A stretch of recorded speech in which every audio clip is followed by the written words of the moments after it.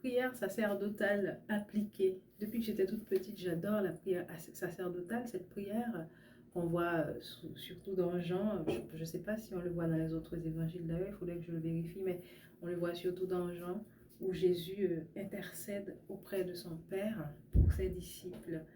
Et je me suis dit, ben, cette année, pourquoi ne pas prier cette prière de Jésus? Si Jésus prie pour moi comme ça, auprès du Père, s'il a fait cette prière pour ses disciples avant de partir, pourquoi moi aujourd'hui, qui ai l'autorité de Jésus quand il était sur terre, je ne reprends pas les mots de Jésus pour me remettre euh, euh, euh, entre les mains du Père, ou du moins pour remettre mes amis aussi entre les mains du Père. Donc je me suis dit que je vais faire une prière sacerdotale appliquée, où je vais essayer donc de prier au Père avec les paroles de Jésus, comme on le fait dans le Notre Père justement. Pourquoi ne pas le faire avec la prière sacerdotale?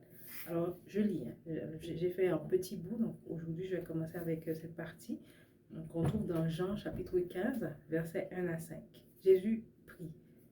Et donc moi, je prie à sa place. Père, Papa, je lève les yeux vers toi.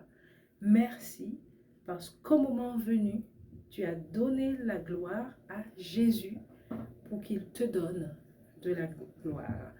Merci pour ce pouvoir que tu lui as donné sur tous les êtres humains pour qu'il donne la vie pour toujours à toutes et à tous, à toutes les personnes que tu lui as données, y compris moi. Amen, y compris moi.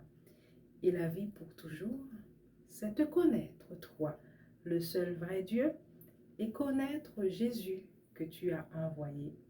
Il t'a donné de la gloire sur terre et il a fini tout ce que tu lui as donné à faire. Oui, tout est accompli. Amen. Et au moment venu, tu lui as donné cette gloire qu'il avait auprès de toi avant que le monde existe. Merci pour Jésus. Amen.